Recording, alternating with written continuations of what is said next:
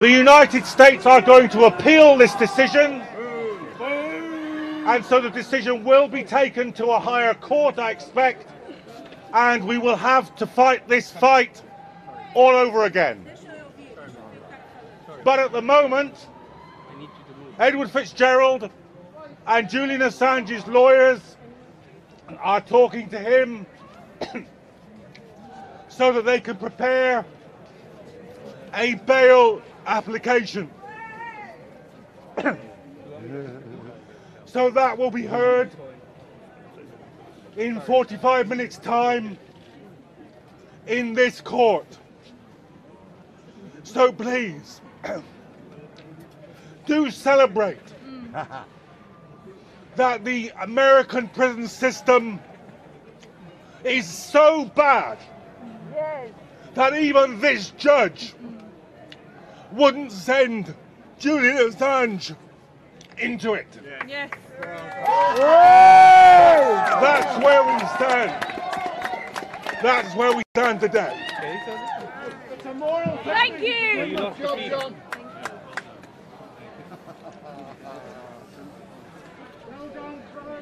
This is a very emotional day for those of us who have worked with Julian for years and supported him for all these terrible, dreadful times.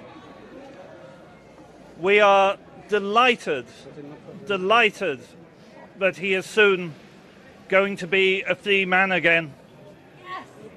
We heard today arguments from the judge which were deeply concerning.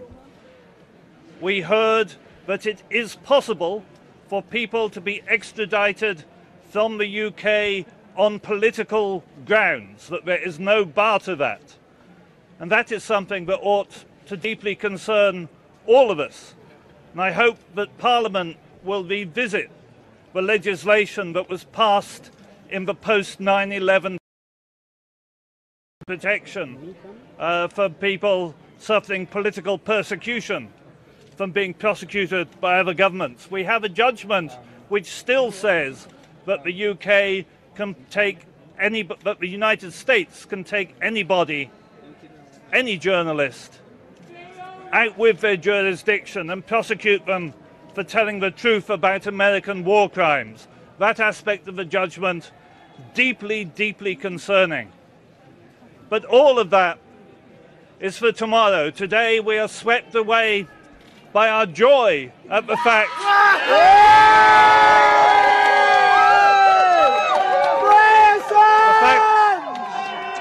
Julian will shortly be with us. We have a judgment which I think makes an excuse to deliver justice, an excuse based on the appalling conditions in American prison, an excuse based on the effect that would have on American mental health, and perhaps a sign, perhaps authorities are not prepared to follow through the persecution and destruction of a man for political reasons. And I'm delighted that this has been done. I'm delighted we have seen some humanity at the end of the process. It doesn't really matter, in a sense, how the justice has been reached, even if it's been reached by a peculiar process. We've seen a whole series of cases where extradition to the United States has been avoided on psychiatric pretexts, whereas the truth is that it's a recognition that a deeply flawed system of persecution should not be enacted by British courts. The judge has indicated that Julian will probably not be with us today. The American government has indicated that it's going to appeal the judgment, but there is a very good chance that Julian will be allowed out on bail pending the appeal, and I'm certainly very, very hopeful that we will have him walking with us this week. Thank you very much indeed.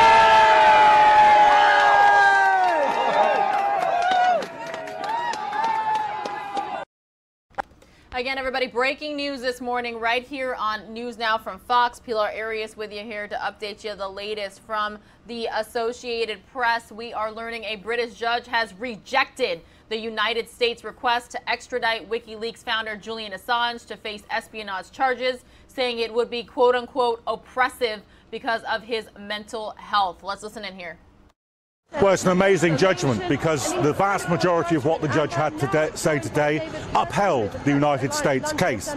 Only at the last moment did she agree that because Julian Assange is a suicide risk, putting him in the American prison system would be oppressive, and therefore she refused extradition on those grounds. So it's a fantastic moment. His legal team are now consulting with him about bail. I very much hope that's granted and that he walks out of the court a free man. But the United States will appeal this. So this is the beginning of the fight, not the end. For the simple crime of journalism, which is the crime. Yes, absolutely. Yes. Thank you so much. And hopefully this is now the end of this trial. All right, everybody, as you just heard, the U.S. government said it would appeal the decision. U.S. prosecutors have indicted Assange on 17 espionage charges and 1 charge of computer misuse over WikiLeaks' publication of leaked military and diplomatic documents a decade ago. The charges carry a maximum sentence of 175 years in prison. Lawyers for the 49-year-old Australian argue that he was acting as a journalist and is entitled to First Amendment protections of freedom of speech for publishing leaked documents that exposed U.S. military wrongdoing in Iraq and Afghanistan. Let's continue to listen to speakers here live in London.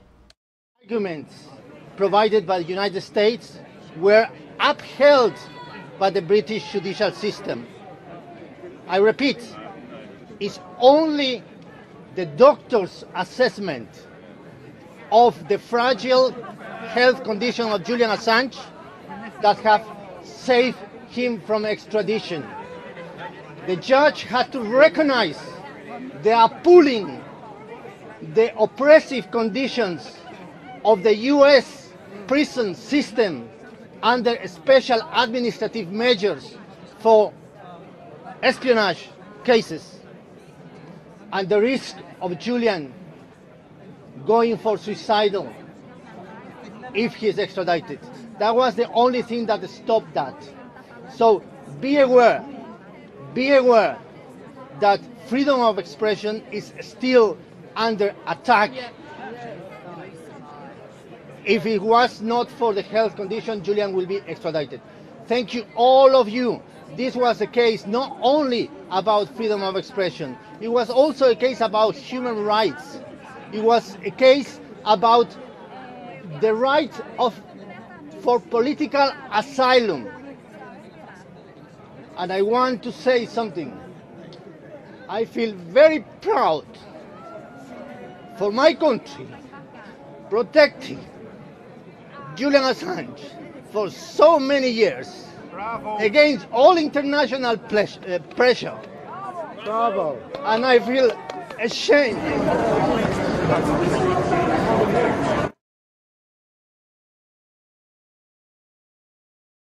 They are switching the live pictures there in London for us, but again, we are hearing that a British judge, has rejected the United States request to extradite WikiLeaks founder Julian Assange to face espionage charges, saying it would be quote-unquote oppressive because of his mental health. District Judge Vanessa Bereitzer saying today Assange was likely to commit suicide if sent to the U.S. She rejected claims by the defense that Assange was protected by free speech guarantees, saying